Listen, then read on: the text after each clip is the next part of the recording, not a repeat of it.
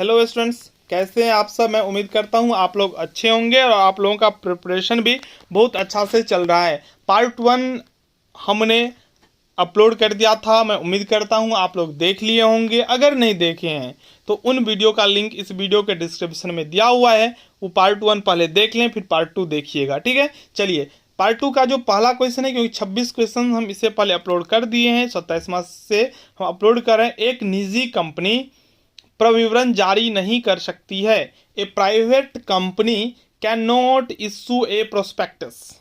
ये सत्य है, ये ट्रू स्टेटमेंट है। प्राइवेट कंपनी प्रोस्पेक्टस इशू नहीं कर सकता है। आगे कंपनी अधिनियम 1956 में पारित हुआ, ये ट्रू स्टेटमेंट है। कंपनीज एक्ट वाज पास्ड इन 1956, ये ट्रू स्टेटमेंट है। ठीक है, और पार्टनरशिप एक्ट जो है, इंडियन पार्टनरशिप एक्ट 1932 में पास्ड हुआ था। आगे है नया कंपनी अधिनियम, new companies act was passed इन 2013 में पारित हुआ था। ये भी बिल्कुल सही है। आगे है अंश आवेदन खाता एक वास्तविक खाता है। Share application account is a personal account, ये ट्रू है। आगे है 31वां प्रश्न, अंशों का हरण खाता व्यक्तिगत खाता है। For future share account is a personal account, ये भी ट्रू है। चलिए देखिए 32वां प्रश्न क्या है। 32वां प्रश्न, अदत्त याचना पर ब्याज कंपनी अधिनियम 2013 की अनुसूची तालिका एफ के अनुसार 10% वार्षिक दर से लिया जाता है। Interest on calls in arrears is charged according to schedule 1 table F of the companies act, ये ट्रू स्टेटमेंट है। ठीक है, अदत्त याचना पर ब्याज यानी कि कॉल्स इन एरियर पर ब्याज अनुसूची 1 शेड्यूल 1 टेबल एफ के अनुसार 10% वार्षिक लिया जाता है। ठीक है, चलिए 33वां प्रश्न, ऋण पत्रों पर ब्याज केवल लाभ अर्जन की दशा में दिया जाता है। ये फॉल्स स्टेटमेंट है। ऋण पत्रों पर ब्याज किसी भी परिस्थिति में दिया जाएगा, चाहे प्रॉफिट होगा चाहे loss. Interest on debentures is payable only when company earns profit, ये फॉल्स स्टेटमेंट है। ठीक है, चलिए 34वां है, ट्रेडमार्क मूर्त संपत्ति है। Trademark is a tangible assets, ये फॉल्स है। ट्रेडमार्क जो है ये मूर्त संपत्ति नहीं है, इंटेंजिबल एसेट्स है। आगे एकीकरण की लेखा विधि AS 14 से संचालित होते हैं, बिल्कुल सही है। Accounting for amalgamation is regulated by AS यानी कि अकाउंटिंग स्टैंडर्ड 14, ट्रू है। 36वां है, एकीकरण संविलियन एवं पुनर्निर्माण समान है, तो एमलगेमेशन ऑब्जर्वेशन एंड रिकंस्ट्रक्शन ये सेम नहीं है। ठीक है, इसलिए फॉल्स स्टेटमेंट हो गया। यहाँ पे कह रहा है समान है, इसमें नहीं लगा देगा तो फिर ट्रू हो जाएगा, इस बात को आप समझिए। 37वां है, एकीकरण में संविलियन शामिल है। एमलगेमेशन इंक्लूड्स ऑब्जर्वेशन, ये बिल्कुल सही है। अगला है, आंतरिक पुनर्निर्माण में कंपनी के समापन की आवश्यकता नहीं होती है। There is no need to liquidate a company in case of internal reconstruction.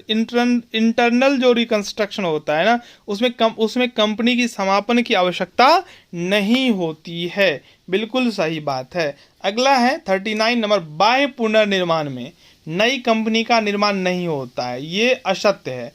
A new company is not formed under external reconstruction. जब भी एक्सटर्नल रिकंस्ट्रक्शन होगा तो नई कंपनी का निर्माण होगा। चलिए 40वां प्रश्न, आंतरिक पुनर्निर्माण में एक नई कंपनी का निर्माण होता है।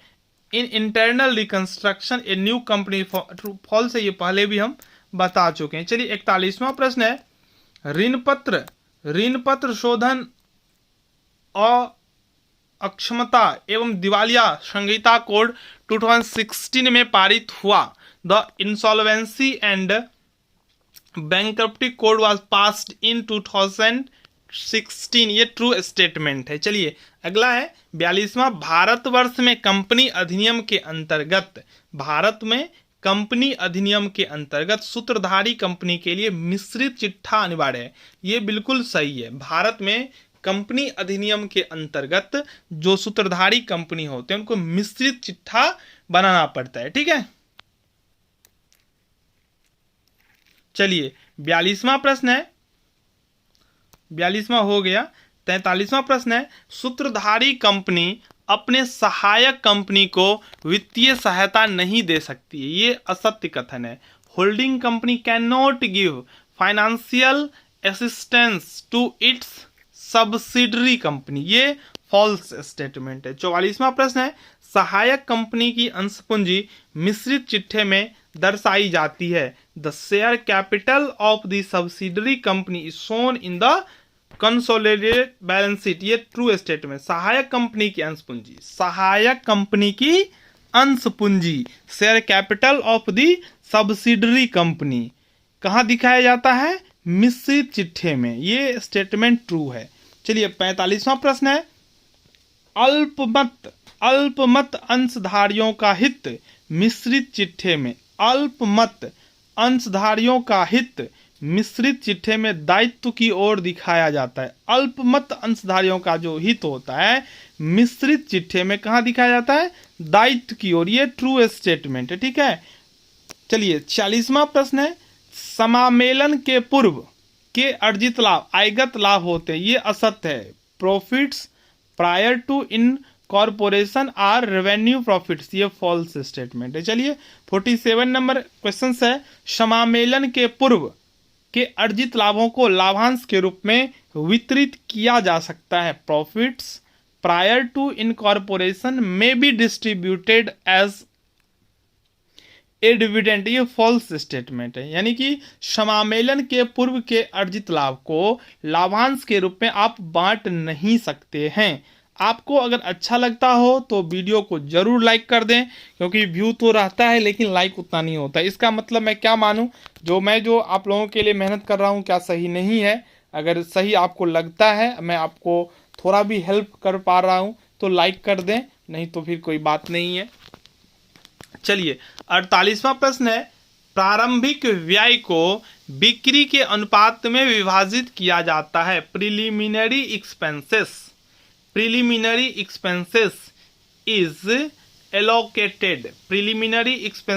Is allocated on the basis of sales. प्रारंभिक व्यय को बिक्री के अनुपात में विभाजित किया जाता है, ये असत्य कथन है। जो प्रैक्टिकल क्वेश्चंस बनाए होंगे उन्हें बहुत अच्छा से पता होगा। 49वां प्रश्न है, बैंकों की पुस्तकों को पर्ची पद्धति के आधार पर रखा जाता है। Books of the banks are maintained on the basic of slip system, ये ट्रू है। 50वां प्रश्न है, बैंकों के वित्तीय विवरणों को लंबवत प्रारूप में बनाया जाता है। Financial statements of banks are prepared in vertical form, ये ट्रू है। Financial statements of banks are prepared in vertical form, ये बिल्कुल सही है। आगे है, एक बैंकिंग कंपनी जो होगा उसका हिसाबी वर्ष जो है 31 मार्च को समाप्त होता है। ये आप सबको पता होगा। जो फाइनेंशियल ईयर होता है 1 अप्रैल को प्रारंभ होता है और 31 मार्च को खत्म हो जाता है। बैंक का जो टर्म होता है वो भी 1 अप्रैल से 31 मार्च होता है। ठीक है, इसलिए यह स्टेटमेंट ट्रू है। 52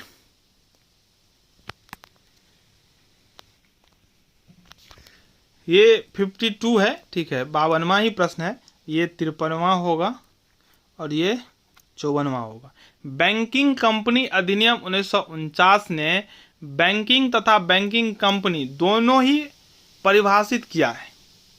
बैंकिंग रेगुलेशन एक्ट कब बना था? 1949 में। अगर यही पूछ ले बैंकिंग अधिनियम 1949 में बना तो ट्रू लिखना है आपको। और यहाँ पे पूछा है जो बैंकिंग अधिनियम 1949 ने बैंकिंग तथा बैंकिंग कंपनी दोनों को परिभाषित किया, ये ट्रू है। ठीक है, चलिए 53 नंबर क्वेश्चन है, किसी बैंक में लेखे पर्चियों के आधार पर किया जाता है। Recording of transactions in a bank is to be made on the basis of slips, ये ट्रू है। देखते होंगे आप अगर बैंक में जाते हैं तो आपसे स्लिप लिया जाता है और उसका एक भाग वो अपने पास रख लेता है। चलिए उसके बाद क्या हो गया, ये हो जाएगा 54 नंबर क्वेश्चन। समता अंश पूंजी सामान्य आर्थिक चिट्ठे में लिखी जाती है। Equity share capital is recorded in general balance sheet, ये फॉल्स स्टेटमेंट है। चलिए 55 नंबर क्वेश्चन है, सामान्य बीमा का राष्ट्रीयकरण भारत में 1971 में किया गया। जनरल इंश्योरेंस का जो नेशनलाइजेशन जो है इंडिया में 1971 में हुआ, ये ट्रू है। अग्रिम मांग अंश पूंजी का भाग है, ये फॉल्स स्टेटमेंट। अग्रिम मांग जो है ना, कॉल्स इन एडवांस जो है वो पार्ट ऑफ शेयर कैपिटल नहीं है। चलिए यहाँ पे है अंश पूंजी का भाग है, इसलिए ये स्टेटमेंट फॉल्स हो गया। ऋण पत्र को जब्त किया जा सकता है, यानी कि डिवेंचर्स कैन बी फॉरफिटेड, ये फॉल्स स्टेटमेंट। आगे है वित्तीय विवरण लेखांकन प्रक्रिया का अंतिम उत्पाद है। वित्तीय विवरण जो है लेखांकन प्रक्रिया का अंतिम उत्पाद है, ये बिल्कुल सही बात है। पार्षद अंतर नियम और पार्षद सीमा नियम में कोई अंतर नहीं है, ये भी गलत है, ठीक है ना। पार्षद अंतर नियम और पार्षद सीमा नियम में अंतर है। अगला है एक कंपनी का अपने सदस्यों से पृथक वैधानिक अस्तित्व होता है, ये बिल्कुल सही बात है। ये कंपनी में जो व्यक्ति होते हैं उनका दायित्व जो होता है, लायबिलिटीज जो होता है वो लिमिटेड होता है, और यही पार्टनरशिप में अनलिमिटेड होता है। फिर आगे है 61वां प्रश्न, अंश के निर्गमन पर प्रार्थना पत्र प्राप्त करना पहला कदम है, ये बिल्कुल सही है। सबसे पहले एप्लीकेशन ही इनवाइट होता है। और पूर्वाधिकार लेनदार असुरक्षित लेनदार होते हैं, प्रेफरेंशियल जो क्रेडिटर होते हैं वो असुरक्षित लेनदार होते हैं, ये बिल्कुल सत्य स्टेटमेंट है। तो ट्रू और फॉल्स का पार्ट 2 कंप्लीट होता है, एक पार्ट और अपलोड होगा, ट्रू और फॉल्स कंप्लीट हो जाएगा। तब तक आप लोग इन दोनों वीडियो को देखते रहें। अच्छा लगा हो तो वीडियो को लाइक कर दें, चैनल को सब्सक्राइब कर लें और अपने फ्रेंड्स के साथ इसे अधिक से अधिक शेयर करें। धन्यवाद।